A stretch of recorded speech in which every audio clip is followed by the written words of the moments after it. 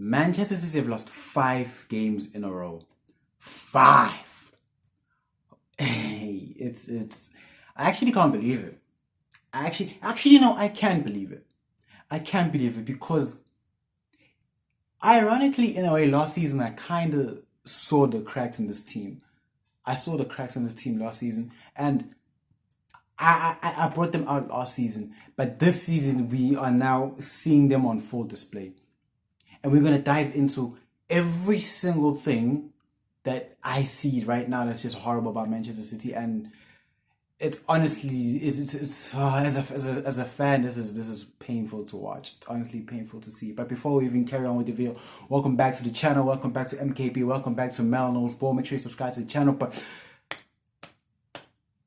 oh my God, where do we even start? Where do we even start? You know, we lost 5 games in a row, but I feel like it's the manner in which you've lost these 5 games in a row that makes it even worse for me. It's the manner in which it's happened. Because in each of these 5 games, we were absolutely horrible.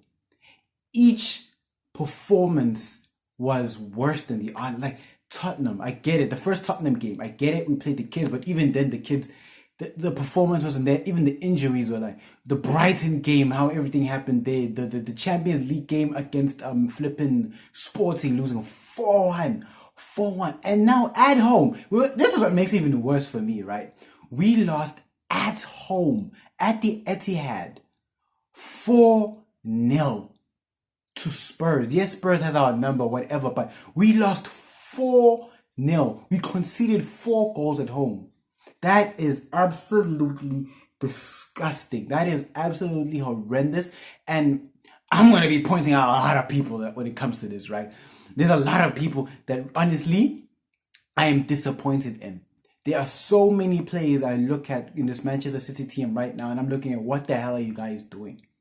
You're supposed to be one of the best players in the world. Each and every one of them needs to be some of the best players in the world, right? Because you're playing for one of the best teams in the world, correct?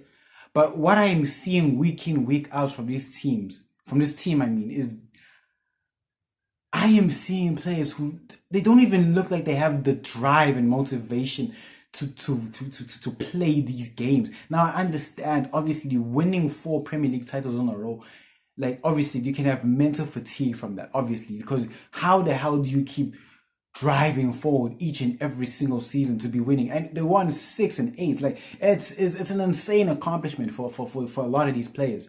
Correct, I understand that, but at the same time, I need to also look at what's happening right now. What's happened then, sure, that's happened then. You've done that, but I also need to look at what's happening right now. Obviously, we don't have Rodri, the Ballon d'Or winner, right? Like Rodri for this team, it's obviously our most important player. He's what helps the team function, and I understand that losing a player like that in the team can obviously have a ripple effect and affect the whole team in total, right? But at the same time, we've lost 5 games in a row. Losing one player shouldn't affect a team for you to lose 5 games in a row. I am sorry. I understand his importance, but this is insane. This is where I need to look at Pep, right? Now, don't get me wrong. I love Pep. I think Pep is the greatest manager. For me, Pep is the greatest manager I've ever watched in my entire lifetime. I've never seen a better manager than Pep Guardiola, right? And we've seen his accomplishment. We've seen what he's done, and we need to respect him for everything he's accomplished, right? And what he's done. But I'm looking at Pep Guardiola right now, and I'm looking at him, and I'm like, how on earth are you trying to carry on playing the same way when Rodri isn't there? When Rodri's there, we play the same way. When Rodri isn't there, you still want to play the same way. Why is that the case? Why? Why are you trying to... We just lost the best player in that position, right? And you clearly seen that playing this particular way isn't working. Change it up. I understand what he's been trying to do. Playing Kovacic and Rico Lewis, sometimes in the double pivot, sometimes even doing with Ilkay Gundogan.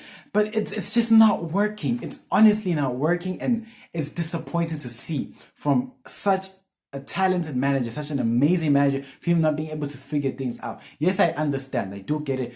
People will tell me, but this is what Manchester City does, right? This is what we do. Like the first half of the season, we don't really play that well, and then we get to the second half where everything starts kicking off. I get that, but it's never been this bad.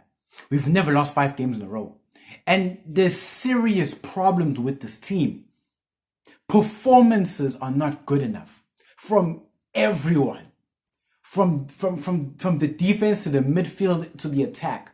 It is hard. I'm going to start pointing people out right now, right? Because I need to. Kyle Walker, I'm sorry, you're on your last legs, retire. At this point, retire. There's no point in you carry on playing. Ikanji, Stones, Ake, those people are not even fit at the moment, so I can't even say anything.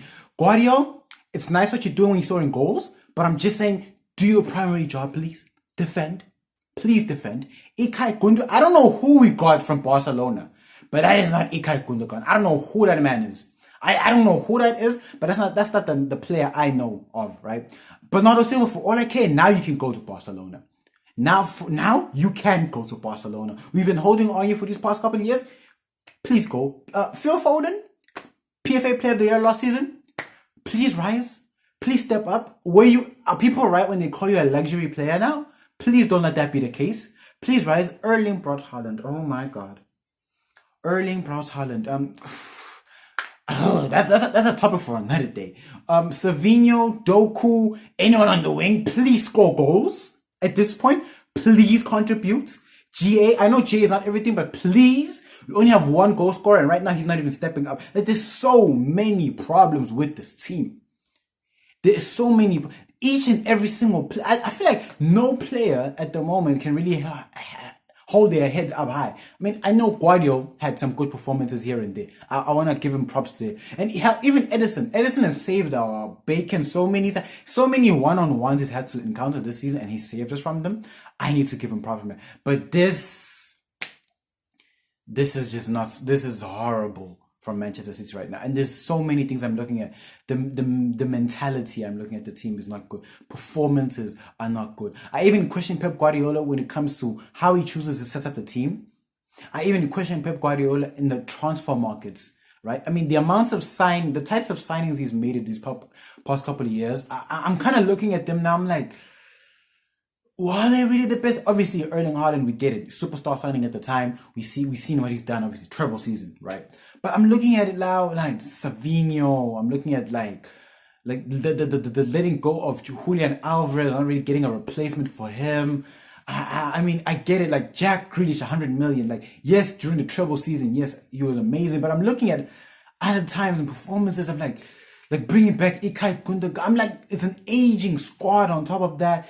Even the youngsters that we are signing, like what happened to signing the youngsters like Leroy Sané, right? When you bring in bona fide players like people like David Silva, you know, like you're looking at some of the signings, like I'm looking at the signings he's made now, and I'm like, what's going on? Like this team needs an overhaul. It's honestly, this team needs an overhaul. It's disappointing to see this team in the state that it is, and I don't even know if we're gonna win the league. Last season, I saw Liverpool as the favourites to win the league, and I was obviously wrong because obviously they fell off, right, towards the end of the season. But again, I feel like I maybe I had it a year earlier. I made the prediction a year earlier.